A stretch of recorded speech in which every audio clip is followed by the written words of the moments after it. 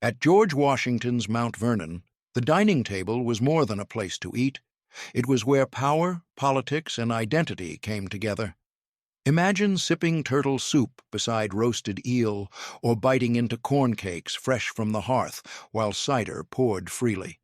These weren't random meals. They were statements of wealth, survival, and the birth of a new nation. And hidden in Washington's menu are foods so surprising you'll never look at the first president's dinner table the same way again. 1. Small roasted pig with sides. If you were a guest at Mount Vernon, the sight of a roasted pig arriving at Washington's table would have stopped conversation cold. Whole roasted pig wasn't an everyday meal. It was a centerpiece, a show of abundance and celebration. Imagine the crackling skin, golden from the spit, the tender meat carved and shared piece by piece. Around it, sides of seasonal vegetables, fresh breads, and relishes turned the meal into an event. For Washington, food wasn't just about eating, it was about status and hospitality. A roasted pig told his guests, whether foreign dignitaries or local neighbors, that America's land could provide. It was also practical. A pig could feed dozens at once, and nothing went to waste. From the cheeks to the trotters, everything found its way onto a plate or into a stew pot the next day. Here's where it gets fascinating. In 2025, serving a roasted pig at home would cost you upwards of $250 to $300, depending on size. Back then, it was pennies compared to imported delicacies. The irony? What was once the mark of prosperity is now a rare feast reserved for weddings, luau's, or high-end restaurants. And yet, at Mount Vernon, it wasn't just a meal. It was a statement that this young nation had plenty to give. 2. Boiled leg of lamb with vegetables. Now picture this. Instead of roasting, Washington's cooks often chose to boil a leg of lamb. Sounds simple, almost plain, right? But in the 18th century, boiling was a sign of refinement. It kept the meat tender, juicy, and easy to serve with a medley of vegetables, carrots, turnips, and potatoes simmering in the same pot. The result was a hearty, fragrant dish that warmed guests without being overly heavy.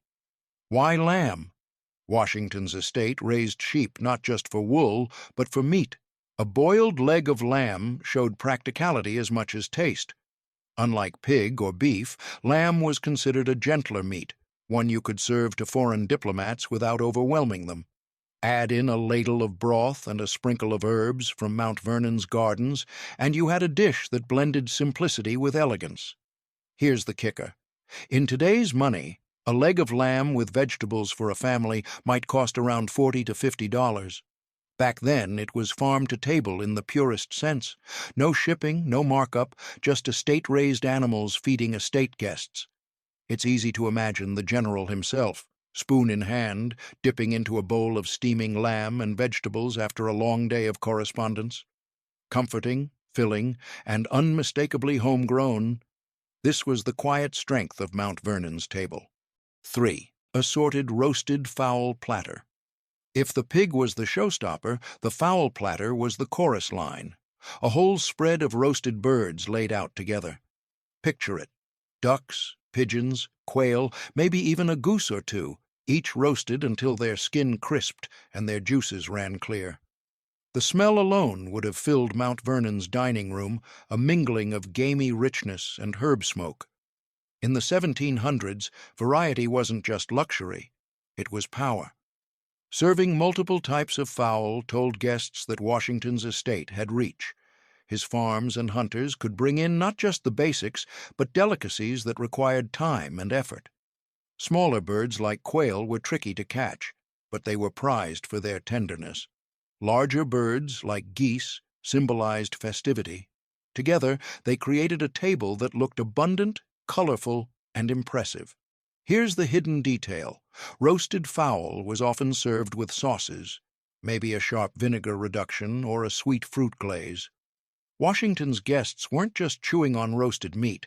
They were tasting the careful work of enslaved cooks who knew how to elevate simple game into something worthy of a president. Now, think about it in 2025. A spread like this would easily cost $150 or more at a specialty butcher or restaurant. Back then, it was hard work, but it was land and labor, not dollars, that made it possible. This platter wasn't just food, it was Washington's way of saying, "Welcome to my table. This is America's promise." 4. Roast beef with horseradish. Few dishes spoke power in the 18th century like a perfectly roasted beef. At Mount Vernon, a large cut of beef would be slow roasted over open fire, basted with drippings until the outside browned and the inside stayed tender. But what made it truly memorable was the bite of freshly grated horseradish, sharp, fiery, and guaranteed to wake up even the sleepiest guest at Washington's long dinner table. Roast beef wasn't just a meal, it was a tradition carried from England where it symbolized strength and abundance. Washington, ever the statesman, knew the message mattered. When guests cut into that beef, they weren't just eating, they were tasting the stability and resources of a new nation, proving it could feed its own. The horseradish was more than seasoning. It was a jolt, a reminder that American tables could bring bold flavors to match bold ideas. In 2025 terms, a roast like this, a few pounds of quality beef plus fresh horseradish root, would run about $60 to $80 for a family gathering. Back then, it cost Washington almost nothing, since cattle grazed on his land and horseradish grew right in his gardens. Picture the scene: candles flickering, knives carving, plates passed around with steaming slices of beef. Then comes the heat of horseradish that clears the nose and sparks conversation. At Mount Vernon, this wasn't just dinner. It was a declaration that America was rich in both flavor and spirit. 5. Hominy pudding. Now here's a dish that ties Washington's table directly to the New World. Hominy pudding, made from dried corn kernels soaked in lye water, then baked into a custard-like side, was a uniquely American creation. Forget fancy French sauces or English puddings. This was corn, the grain that native peoples had cultivated for centuries, transformed into something rich and filling for the president's guests. Imagine the texture: soft, creamy, a little nutty, with just a hint of sweetness if molasses or sugar was added. Served hot, it was hearty enough to stand alongside roasted meats, yet humble enough to remind everyone that America's bounty grew right out of its soil. For Washington, this dish wasn't just practical, it was symbolic. Corn was the backbone of colonial survival, and by putting it on his table, he was showing pride in America's identity. Here's the kicker. In 2025, hominy is dirt cheap. A can costs under $2, and you could bake a whole pudding for less than $10. But on a modern table, it feels like a rare, old-fashioned treat, something you might stumble upon in southern kitchens or family reunions. At Mount Vernon, though, it was a quiet star. While the roasted meats wowed the eye, the hominy pudding whispered a deeper truth. America's strength came from its land, its people, and its simplest ingredients. 6. Peas pudding with bread. On Washington's table, not every dish was grand or glamorous. Take peas pudding, a thick, savory mash made from dried peas, boiled down until soft, then mixed with a little fat or broth. It was earthy, filling, and often served alongside bread for dipping. To us today, it might sound like poor man's food, but in the 1700s, peas pudding was a staple, a dish that bridged old-world traditions with new-world practicality.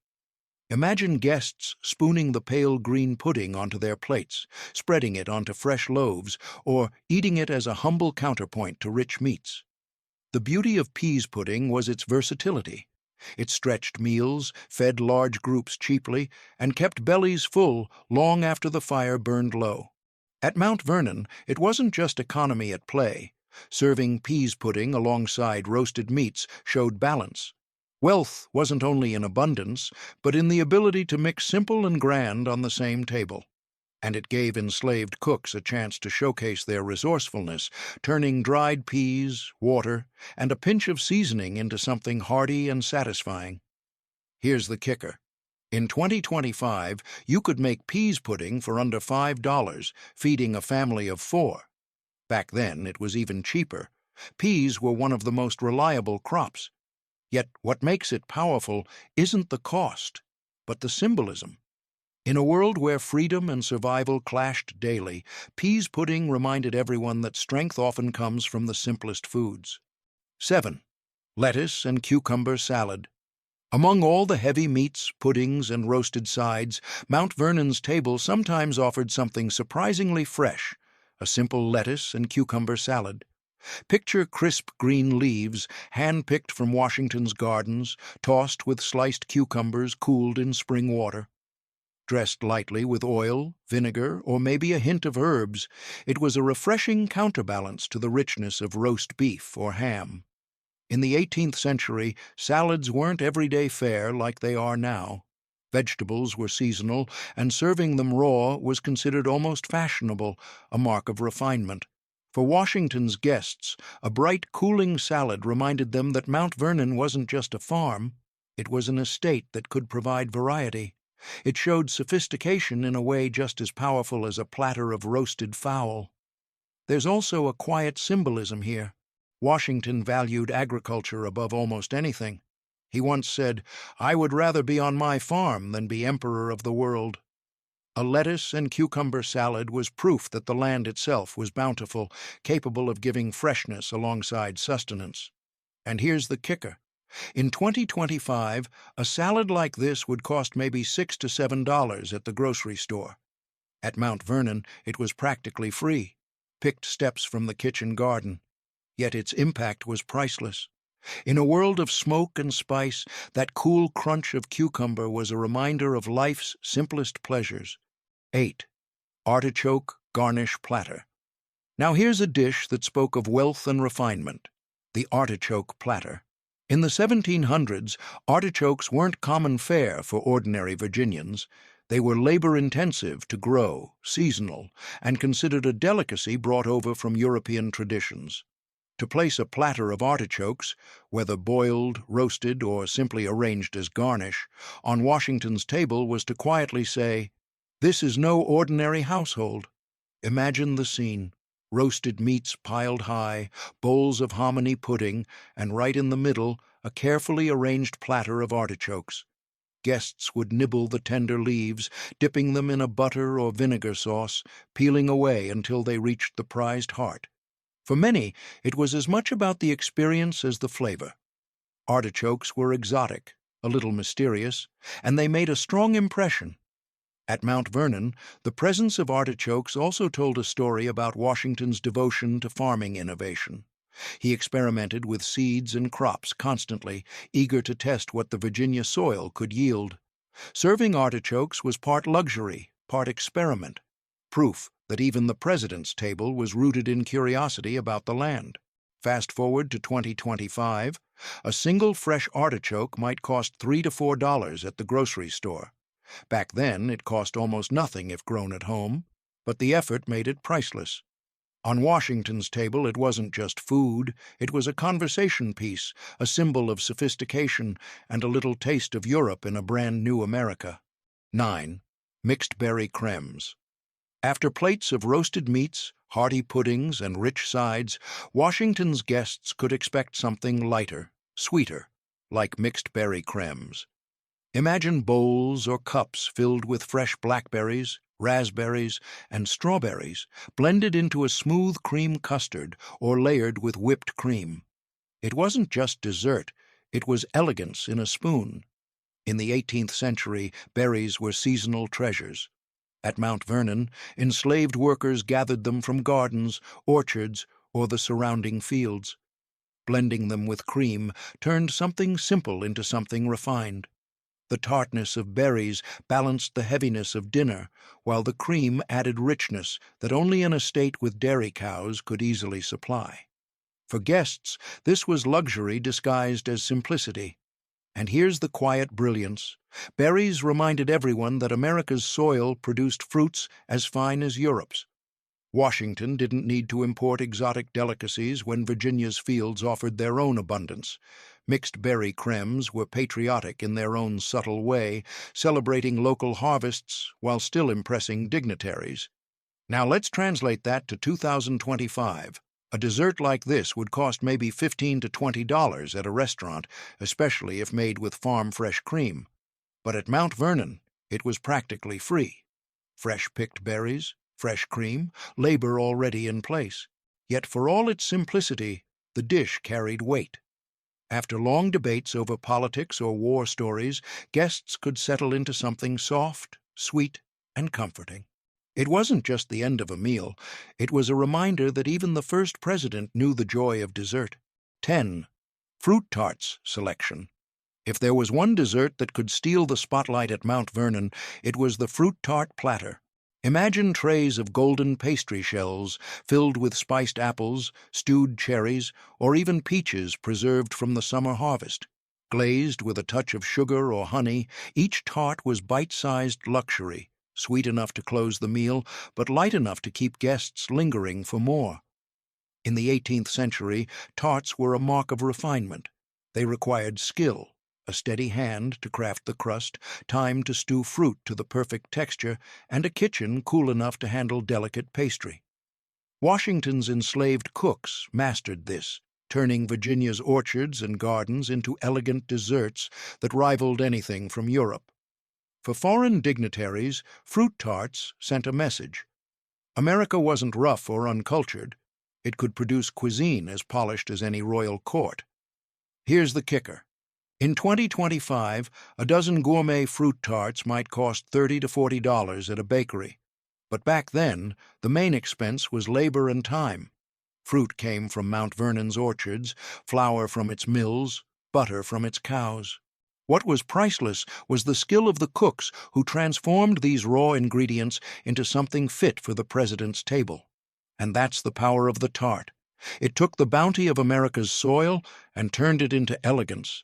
Each bite whispered a promise. This young nation could be sweet, sophisticated, and enduring. 11. Iced creams, early ice cream. Now this one will surprise you. George Washington loved iced cream. Yes, early ice cream was already on the president's table in the late 1700s, but it wasn't like the cartons we grab today. At Mount Vernon, iced cream was made by hand, with cream, eggs, sugar, and fruit or vanilla, then churned inside a metal container packed in salt and ice. It was labor-intensive, requiring constant stirring to keep it smooth. But the result? A frozen luxury that dazzled guests. Think about it. In a time before refrigeration, serving ice cream in Virginia's summer heat was nothing short of magical. Washington even invested in ice houses on his estate, where large blocks of winter ice were stored underground for use throughout the year. That meant he could serve iced cream long after other households had melted away their reserves. And the flavors? Early recipes called for strawberries, apricots, or even spiced chocolate. Each scoop was rare, seasonal, and unforgettable. It wasn't just dessert. It was a performance, proof that Mount Vernon's hospitality was on the cutting edge of culinary fashion. Fast forward to 2025. You can pick up a tub of ice cream for $5 to $7. But in Washington's day, iced cream was priceless, a marvel of labor, planning, and innovation. Guests left not just with full bellies, but with stories to tell. I had frozen cream at the president's table. 12. Fresh plums and pears plate. Not every dish at Mount Vernon needed fire or spice. Sometimes Washington let nature do the work. A platter of fresh plums and pears, picked straight from the estate's orchards, often graced his table. Imagine polished silver dishes stacked with ripe fruit, their skins glistening in the candlelight. Guests could pluck a pear, slice into it, and taste the sweetness of Virginia soil, no recipe required. In the 18th century, fruit wasn't just a snack. It was status. To serve ripe plums or pears in abundance meant you had orchards that flourished, workers to tend them, and storage methods to keep them fresh until dinner. Washington's orchards produced more than enough, showing off both his success as a farmer and the richness of American land. And there was symbolism, too. In a world of salted meats and heavy stews, a plate of fruit was refreshment, almost like nature's dessert. It was a reminder that America's identity wasn't built only on imported tastes, but on what its own soil could produce. Now, let's compare. In 2025, a pound of pears or plums runs about $3 to $4. At Mount Vernon, the cost was measured not in money, but in labor and care, pruning, watering, harvesting. Yet that care made the fruit priceless. Imagine biting into a juicy plum after roast beef and pudding. Simple, sweet, and unforgettable. 13. Dried fruit and nut assortment. After a long dinner filled with roasts and puddings, guests at Mount Vernon might linger over something simple but elegant, a spread of dried fruits and nuts. Picture bowls of raisins, figs, and apricots laid out alongside almonds, walnuts, and hazelnuts. No cooking, no sauces, just nature's sweetness and crunch, perfectly preserved for nibbling with wine or cider. In the 18th century, dried fruits and nuts weren't just snacks. They were luxuries. Some came from abroad, figs and almonds often imported from the Mediterranean, while others, like walnuts, were harvested closer to home. To serve them casually after a meal was a subtle display of wealth and global connection. Washington's table wasn't only local, it was worldly. Guests could taste Virginia's harvest alongside flavors carried across the Atlantic. But there was also practicality. Dried fruits lasted months without spoiling, and nuts could be stored all winter long. For a household that entertained often, this assortment was both impressive and useful. It let Washington show refinement while keeping provisions ready year-round. Now compare it to 2025. A tray of mixed dried fruits and nuts might cost $20 to $30 at a grocery store. Back then, it was partly homegrown, partly imported, and entirely a statement.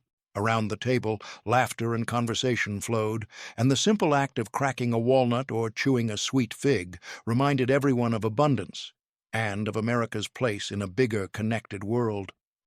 14. Mince pie, dessert. No 18th century feast felt complete without a mince pie. At Mount Vernon, this dessert was rich, spiced, and deeply traditional. Imagine a flaky crust filled with minced meat or suet, dried fruits like raisins and currants, flavored with nutmeg, cinnamon, and a splash of brandy. It wasn't the sugary holiday pie we know today. This was a hearty, spiced dish that blurred the line between savory and sweet. Mince pies carried strong ties to English heritage. For Washington, serving one wasn't just about flavor. It was about tradition and respectability. To his guests, the pie whispered continuity.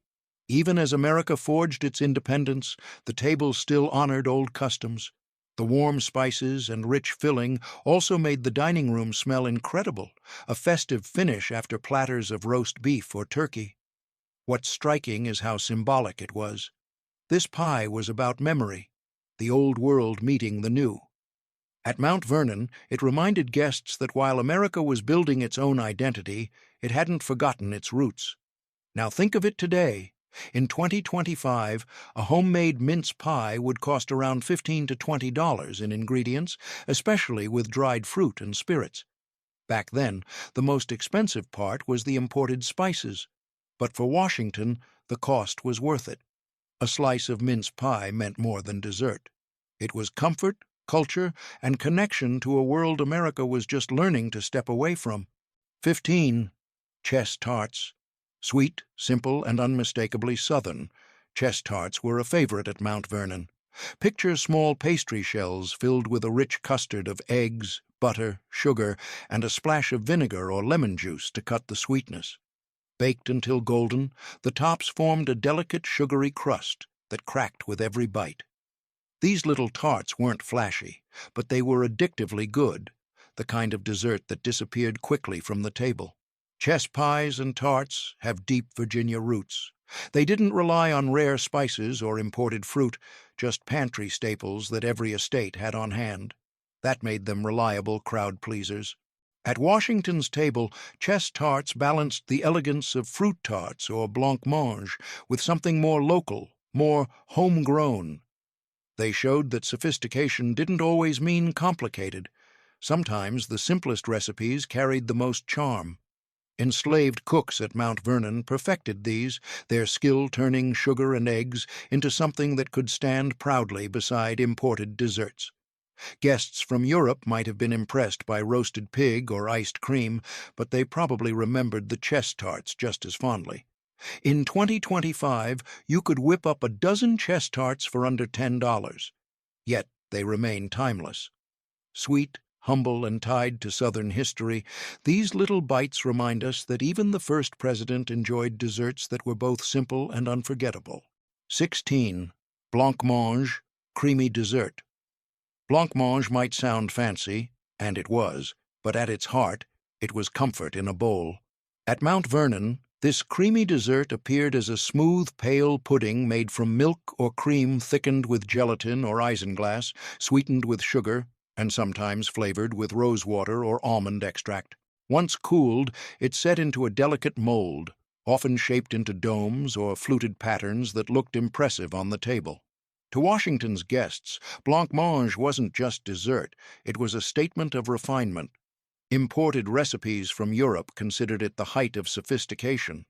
Serving it proved that Mount Vernon's kitchen wasn't only capable of roasting meats and baking pies, it could produce culinary artistry on par with any fashionable household abroad. But beneath the elegance lay symbolism. Blancmange was smooth, pure, almost pristine, a dish that carried associations with gentility and health. Guests might take a spoonful after a heavy meal of roasts and puddings, savoring the cool, light texture as a soothing contrast. Now picture it in 2025. You'd spend maybe $12 to $15 on cream, sugar, and gelatin to recreate this dessert. Back then, the most costly part wasn't the ingredients. It was the labor. Enslaved cooks carefully crafted these molds by hand, turning basic dairy into an artwork that impressed diplomats and neighbors alike. At Washington's table, blancmange wasn't just food. It was a quiet show of grace, proof that even the new American Republic could master the old world's elegance. 17. Spiced cranberries in brandy. Now here's a dish that would have caught the attention of any guest. Spiced cranberries in brandy. Imagine glossy red berries simmered gently with sugar, cinnamon, and cloves, then soaked in a splash of brandy until they gleamed like jewels in a bowl. Sweet, tart, and laced with warmth, it wasn't just a side or garnish. It was a little luxury that brightened the table. Cranberries were one of America's own treasures, harvested from bogs in the northern colonies.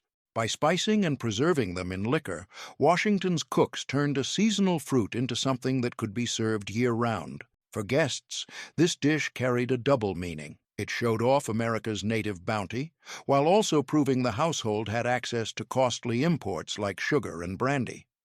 At Mount Vernon, a spoonful of these spiced cranberries added sparkle to roasted meats or even desserts. They weren't necessary for survival. They were meant to impress, to delight, to remind guests that Mount Vernon blended old-world elegance with new-world flavor. Fast forward to 2025, making a batch might cost $10 to $12 with fresh cranberries and a small bottle of brandy. Back then, cranberries were gathered locally, but sugar and liquor were expensive, making this dish a statement piece. It said, "Here, even the smallest spoonful speaks of abundance." Sweet, tart, spiced, and spirited, spiced cranberries in brandy were more than food. They were Mount Vernon's way of putting a little sparkle on the nation's table. 18. Baked squash with almonds. Amid all the roasts and rich desserts, Mount Vernon's cooks knew how to elevate even the humblest vegetables. Take baked squash with almonds. Picture bright orange squash, sliced and baked until tender, then topped with slivered almonds toasted to a golden crunch. A drizzle of butter or honey might finish it off, turning a simple vegetable into something elegant enough for Washington's table. Squash had deep American roots. Native peoples cultivated it long before Europeans arrived, and by the 1700s it was a staple crop across Virginia.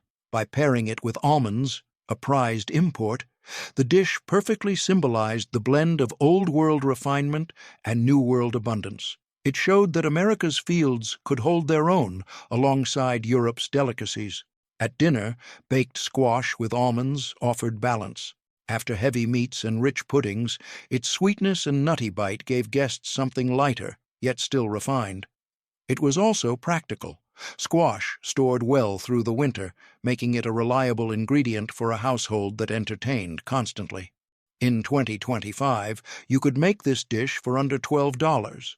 Squash from the farmer's market, almonds from the grocery aisle. But at Mount Vernon, the value wasn't in the cost. It was in the message. America's land could transform even a simple vegetable into a dish worthy of presidents and diplomats. With every bite, guests tasted both the farm's bounty and the chef's artistry. Proof that elegance didn't always come from Europe. Sometimes it sprouted right from American soil. 19. Baked celery with slivered almonds. Here's a dish that might surprise you. Celery wasn't just a crunchy snack in Washington's day. It was considered elegant. At Mount Vernon, celery was often baked until tender, then topped with slivered almonds for a nutty, buttery finish. Imagine stalks arranged neatly in a dish, soft and savory, with almonds giving just the right amount of crunch. In the 18th century, celery was rare enough to be prized. It required careful cultivation, often grown in trenches and blanched to keep its stalks pale and tender. By serving it baked with almonds, Washington's cooks elevated a simple vegetable into a refined side dish worthy of guests from Europe or high society. It wasn't about filling bellies, it was about refinement and style. What makes this dish fascinating is how it shows the blending of practicality and polish. Celery grew well in Virginia gardens, but pairing it with imported almonds signaled luxury. On Washington's table, it was proof that even vegetables could speak of wealth and sophistication. Now picture it today. In 2025, celery is one of the cheapest items in the grocery aisle. You can grab a bunch for $2. Add almonds, butter, and seasonings, and you might spend $8 total. But back then, it was a showpiece. Guests didn't just taste baked celery. They tasted the future of American cuisine, humble crops dressed in elegance. 20. Candied sweet potatoes. Long before sweet potato casserole made its way onto modern holiday tables, Mount Vernon was serving an early version, candied sweet potatoes. Picture thick slices of golden orange potatoes baked until soft, then glazed with butter, sugar, and maybe a touch of molasses. The edges caramelized, the centers stayed creamy, and every bite struck that perfect balance of earthy sweetness and rich indulgence. Sweet potatoes were more than just food. They were a distinctly American crop, tied to the South and beloved for their versatility. By candying them, Washington's cooks transformed a humble root into something that rivaled the finest European confections. Guests expecting simple boiled vegetables would have been pleasantly surprised when their fork met something closer to dessert. For Washington, this dish carried both practicality and pride. Sweet potatoes, stored well, grew reliably in Virginia soil, and could be dressed up to impress foreign visitors. Serving them candied showed that American ingredients could shine on their own terms, no imports required. Now, fast forward to 2025. You can buy a bag of sweet potatoes for $4 to $5, add a stick of butter and some sugar, and feed a whole family for under $10. But in Washington's day, the true cost was the sugar, an imported luxury that turned a simple vegetable into a showpiece. At Mount Vernon, candied sweet potatoes weren't just a side dish. They were proof that America's soil could produce flavors as sweet and sophisticated as any royal feast. 21. Mutton chops with sides. Few dishes spoke to the blend of practicality and tradition at Mount Vernon like mutton chops. Imagine thick, bone-in cuts of sheep, seared over fire until browned, then served alongside simple sides, perhaps stewed carrots, potatoes, or a ladle of rich gravy. The flavor was bold, a little gamier than lamb, and it carried the taste of the Virginia countryside straight onto the plate. Mutton wasn't a delicacy. It was everyday strength food. Washington's estate raised plenty of sheep, primarily for wool, but once they aged out of producing, they became the centerpiece of hearty meals. Unlike roast beef or delicate poultry, mutton had a rugged quality, a taste of the land, honest and filling. For guests, it showed that Mount Vernon's table could offer both sophistication and substance. The sides mattered too. Vegetables from the gardens, breads from the estate's flour, maybe even a mustard sauce for dipping. Together, they turned a farmer's meal into something refined, and because mutton was abundant, it was practical for feeding large gatherings without breaking resources. In 2025, mutton chops aren't as common as beef or pork, but specialty cuts might run $20 to $30 for a family meal. Back then, they were simply part of the farm's natural cycle. Nothing wasted, everything used. At Mount Vernon, mutton chops with sides told a quiet truth. America's first president valued resourcefulness as much as elegance, and he wasn't afraid to serve both at the same table. 22. Cold baked Virginia ham. Now here's a dish that practically defined Southern hospitality: Virginia ham. At Mount Vernon, a whole ham would be cured in salt, smoked for weeks, then baked until rich and savory. But often it was served cold, thinly sliced, as part of a spread for guests who dropped by unexpectedly. Imagine that deep, smoky flavor, cut with a touch of sweetness from a glaze of molasses or brown sugar and laid out on a polished platter. Virginia ham wasn't just food, it was identity. This was a product of the region, famous even in the 1700s, and Washington knew its value as both nourishment and symbol.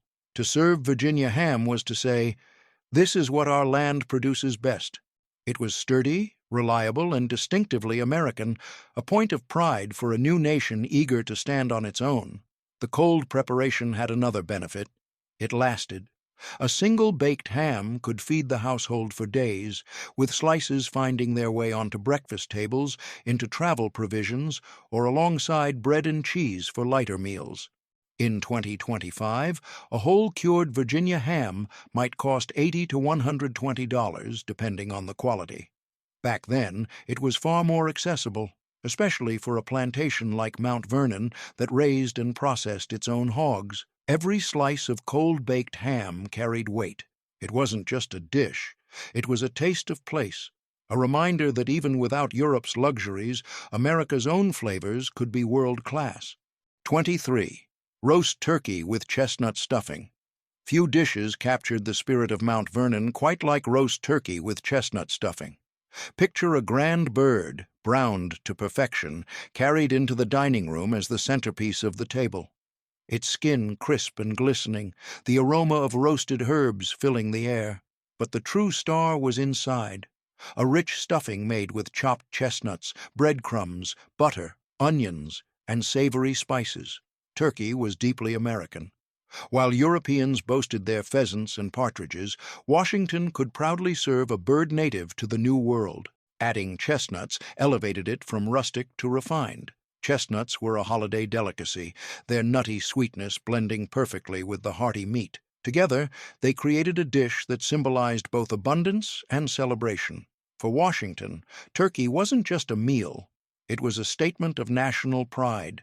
To his foreign guests, it said, "We have our own delicacies here, and they rival yours." To his neighbors, it was hospitality at its finest, offering comfort in a form everyone knew and loved. In 2025, a stuffed turkey might run $50 to $70 at the grocery store, especially with chestnuts priced high. At Mount Vernon, the cost was in preparation, not ingredients. Turkeys roamed the land, chestnuts grew in the forests, and enslaved cooks transformed them into culinary art. At that long table, carving into roast turkey with chestnut stuffing was more than dinner. It was a celebration of the land, the season, and the new nation itself. 24. Oyster on the half-shell. If there was one dish that screamed coastal luxury in the 18th century, it was oysters on the half-shell. At Mount Vernon, trays of freshly shucked oysters would arrive on the table, their briny aroma mingling with candle smoke and roasted meats. Served raw with a splash of vinegar or a squeeze of lemon, they were bold, fresh, and unforgettable. Oysters were plentiful in the Chesapeake Bay, making them both accessible and fashionable. Washington loved the bay and knew its bounty well. Serving oysters wasn't just about taste. It was about showcasing the riches of Virginia's waters. For foreign diplomats or dignitaries, it sent a message. America didn't need to import delicacies. It had its own treasures waiting in the tide. And these oysters weren't dainty appetizers. Guests might eat them by the dozen, slurping them straight from the shell, enjoying the salty bite that contrasted perfectly with heavier dishes like ham or beef. It was messy, communal, and yet still elegant in its own way.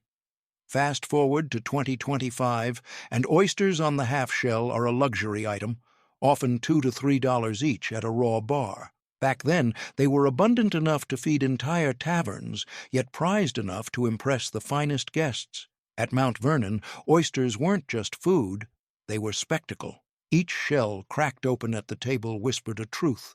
America's abundance flowed not only from its fields, but also from its rivers and seas. 25. Broiled salt roe herring. To end the spread at Mount Vernon, Washington sometimes turned to the sea once more with broiled salt roe herring. Picture a salted, preserved herring roasted over open flame until its skin crackled, the roe inside rich and savory. Served hot, it had a bold, briny punch, the kind of flavor that might surprise modern palates, but was treasured in the 18th century. Herring was practical. Salted and preserved, it traveled well and lasted for months, making it a dependable staple in both humble kitchens and presidential estates. The roe, those tiny, flavorful eggs, added a richness that elevated the dish from common to refined. It wasn't delicate like oysters or fancy like blancmange, but it was hearty, filling, and honest. At Mount Vernon, broiled herring told guests something important. Washington's table wasn't built only on luxury. It included the foods that sustained households across the colonies. It was a nod to tradition, to resourcefulness, and to the kind of meals that built strength for both soldiers and statesmen. In 2025, herring isn't common in American kitchens, but you might find it in specialty markets, a whole salted fish costing around $8 to $12. Back then, it was cheap, reliable, and essential. So imagine it, a guest finishing a feast of roasted pig, iced cream, and chestnut-stuffed turkey, and then tasting the salty, smoky bite of herring. That contrast, humble yet bold, was the story of Mount Vernon's table, a balance of elegance and endurance, just like the nation Washington was building. When you step back and look at all 25 foods from Mount Vernon, you start to see a bigger story. This wasn't just George Washington feeding his family and guests. This was America on a plate. Roasted pig and Virginia ham spoke of abundance. Turkey with chestnut stuffing and iced cream showed off innovation and pride. Even the humble dishes, peas pudding, mutton chops, candied sweet potatoes, revealed a nation still tied to the land, making the most of every crop and creature.